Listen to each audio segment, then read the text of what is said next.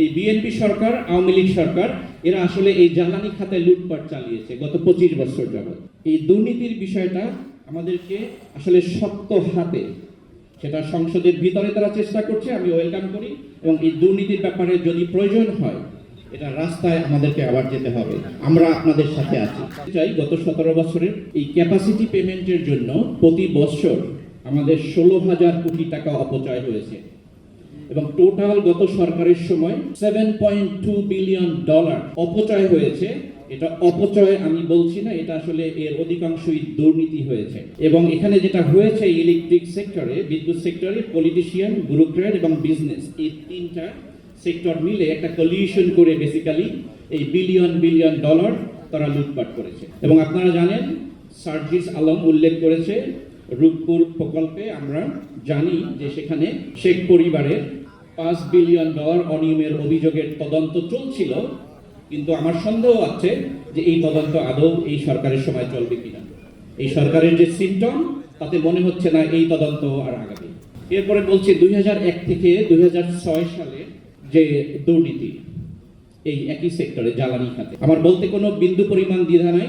হাওয়া ভবনের ছত্রছায়ায় আপনারা সবাই জানেন সেই যে খাম্বা কেলেঙ্কারি, সেখানে শত শত কোটি টাকা, আপনারা যে কেউ রিসার্চ করে দেখবেন কতগুলো অথেন্টিক সোর্সে আপনারা পাবেন অনলাইন, আজকাল এগুলো খুবই সহজ, অথেন্টিক সোর্স থেকে পাবেন। এবং ওই সরকারের সময় 2001 থেকে 2006 সালে নাইকো চুক্তির যে কেলেঙ্কারি, সেখানে 13,000 কোটি টাকা কেলেঙ্কারি হয়েছে। কানাডিয়ান পুলিশ তদন্ত করে বলেছে যে ঘুষের টাকা কানাডা থেকে এসেছে, বারবাডোস হয়ে বাংলাদেশে এসেছে, এবং তৎকালীন বিএনপি সরকারের প্রতিমন্ত্রীকে এই দুর্নীতির দায় নিয়ে অপসারণ করা হয়েছিল। সুতরাং আপনারা বুঝতে পারছেন এই বিএনপি সরকার, আওয়ামী লীগ সরকার এরা আসলে এই জ্বালানি খাতে লুটপাট চালিয়েছে গত 25 বছর যাবত।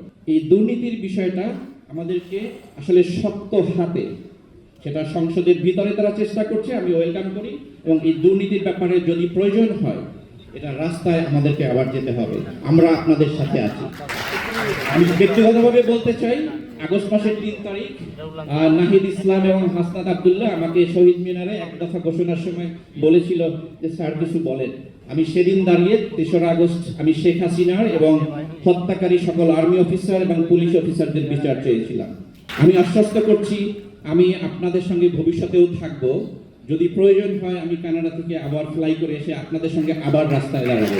এটাই হচ্ছে জ্বালানি সেক্টরের সবচেয়ে বড় সমাধান। আমি শুধু আরেকটা সমাধানের কথা বলে শেষ করব, সেটা হচ্ছে যেটাকে এখানে এক্সপার্টরা আছে, শামসুল আলম স্যার আছেন, উনি ভালো জানবেন, যেটাকে বলি waste to energy, WTE, waste to energy. আমি এনসিপির নেতৃবৃন্দকে অনুরোধ করব এই বিষয়টা যেন তারা একটু সিরিয়াসলি নেয়, চিন্তা করে। ওয়াশ টু এনার্জি হচ্ছে আমাদের বাংলাদেশে প্রতিদিন 25,000 থেকে 30,000 টন বর্জ্য উৎপাদন হয়। শুধু ঢাকা শহরে 6,000 থেকে 7,000 টন বর্জ্য উৎপাদন হয়। এবং এই শুধু ঢাকা শহরের যে বর্জ্য উৎপাদন হয়, এটাকে যদি আমরা এনার্জিতে কনভার্ট করি সেটা ডেইলি 300 থেকে 400 মেগাওয়াট। আমাদের কিন্তু লোডশেডিং হয় 1.5 থেকে সম্ভবত 2,000 মেগাওয়াট। অর্থাৎ আমাদের যে টোটাল বর্জ্য উৎপাদন হয় ডেইলি, এইটাকে যদি আমরা এনার্জিতে কনভার্ট করতে পারি, আমাদের যে টোটাল লোডশেডিং তার 80 থেকে 90% শুধু এটা থেকেই সমাধান। এবং আমি মনে করি বাংলাদেশের জন্য এটা সবচেয়ে বাস্তবসম্মত সমাধান, এবং এটার জন্য খুব লং টার্ম প্ল্যান না করলেও চলে। এবং সবচেয়ে গুড নিউজ হচ্ছে